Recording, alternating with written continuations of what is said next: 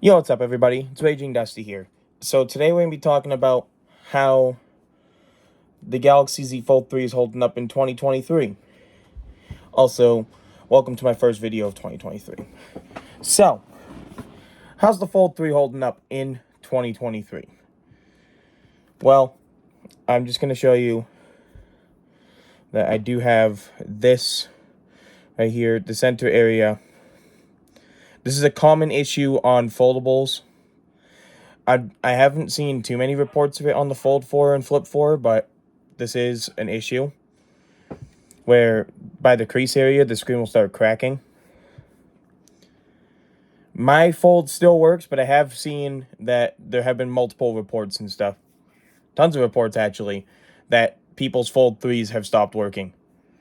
Mine is not one of them. Mine still works. And yeah, still running it on AT&T. Still using it as my main phone. I'd prefer to use the S22 Ultra as my main phone, but this phone is still not paid off as of right now.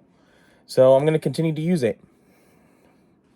Otherwise, the Galaxy S22 Ultra would be my daily right now.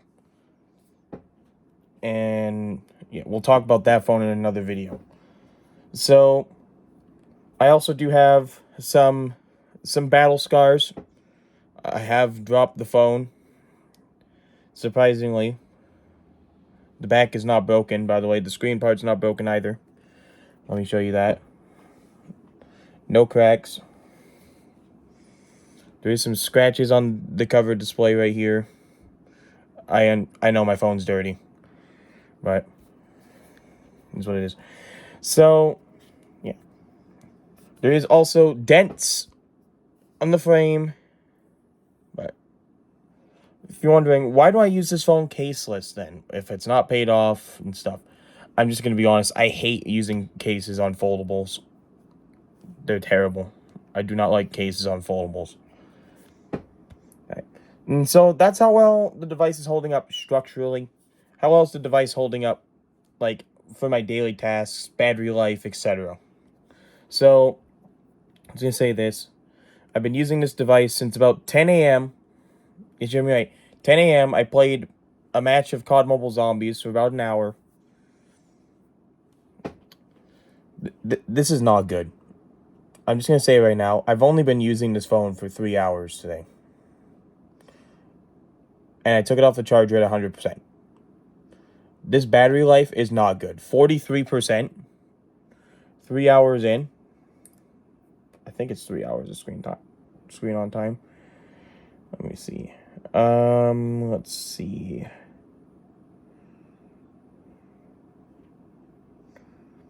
Two hours and 56 minutes. Yeah, 2 hours and 56 minutes of screen on time. 43% battery. Now, I'm a power user. I use my phone at max brightness. Because I'm just going to be honest, the auto brightness on this phone is terrible. Like, the auto brightness on this phone, not good. Just going to be honest. So, yeah. I'll read that comment later.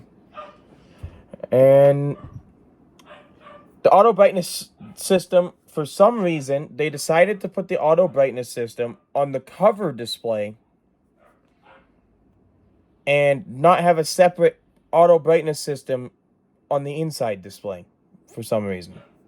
That is whack. I'm just going to be honest. That is whack. So I turned auto brightness off on this phone.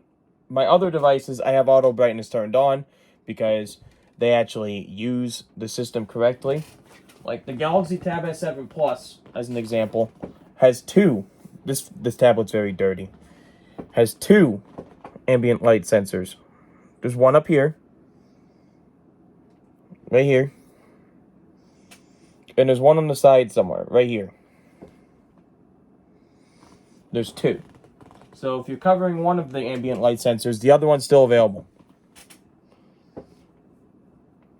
So that's how bad the ambient light sensor is on this phone, and that's why I turned auto brightness off on just this phone. So the last thing that I am not the biggest fan of on this phone is, I'm just going to say right now, the camera. The camera is not good. Oh, that I opened the wrong Photos app. The camera on this phone is not good. This is a shot of my new puppy. One of my new puppies. The eye is messed up. I mean, yeah, you can still get some good detail, but the dog doesn't have full detail. Just the face part. I wanted the whole body. And only a little bit of the face has detail, like right here, near its eye, has detail. I have another shot of Paisley. This is a little bit better, but its face is blurred out. Not a good camera. So when I take photos, I use the phone that I'm recording with right now, the iPhone 14 Pro Max, is what I usually use for photos. I also use the Galaxy S22 Ultra, which is on a wireless charger. And yeah. Oh, and don't even get me started on the front-facing camera. The front-facing camera is, where is it? It is terrible. Like, I'll take a selfie right now. It is terrible.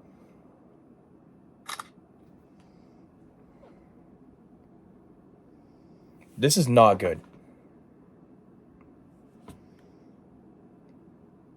Like, that is garbage. Just gonna say it right now, that is garbage. I mean, the other selfie camera is fine. The other selfie camera is fine. So then, let's get to the things that I do like about using this device in 2023. So, I do like the Google feed, how it's like this. Two rows. I can't talk. 2 rows. I do like the buttery smooth 120 hertz refresh rate. And yeah. So this display, just gonna say right now, this display, beautiful. Colors, beautiful. That Google feed, just fantastic. Everything about this phone that isn't in the cons list, I like. The speakers. Oh man, the speakers on this phone. Speakers on this phone are just incredible. Let me play a video. Speakers on this phone are nice and loud. Yo, what's up, everybody? It's Raging. Speakers are nice and loud. Now, not as loud as the 14 Pro Max, and not as loud as they actually used to be. The battery significantly degraded on this phone. But it is what it is. There is one thing I like about this phone more than the S22 Ultra, and that is fingerprint sensor location. All I have to do, click the button, bam, already in. All I have to do, already in. Face ID works fine.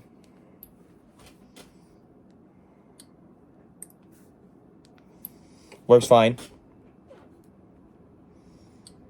I like the lock screen customization. Everything's purple because purple's my favorite color.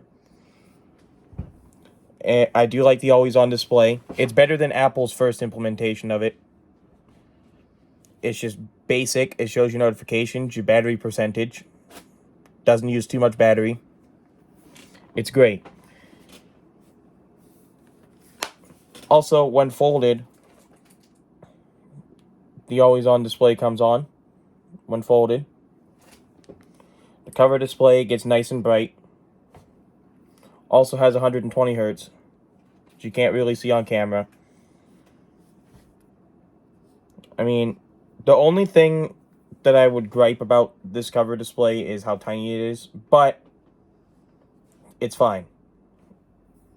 And I mean, say I'm gonna go listen to like my music app as an example, which I use Apple Music, and I decide to play a song, it's fine. It's fine for that. Obviously, I'm not gonna play the song. Copyright exists.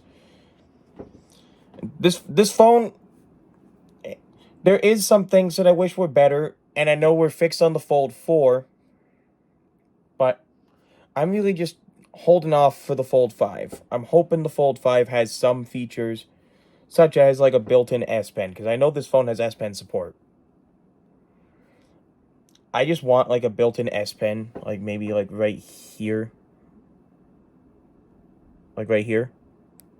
That I just click out, it comes out, and then I can use the S Pen right on the bigger display.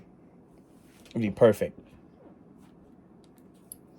And yeah, there's not much else to talk about this device aside from its gaming performances next. Now, something I have noticed with this phone is that this phone, out of all of the phones, does get warmer than any other device that I have. But it actually makes sense because if you look at the back of this phone, there's not as much space to do cooling. It's a lot skinnier. So it makes more sense for this phone to get warmer than all my other phones. The only time where I see it get concerningly warm is when I'm gaming over 5G, which I don't have in this area, by the way. But when I'm gaming over 5G, this phone does get abnormally warm, which is kind of a yikes, but I typically don't game over 5G because it's not available here.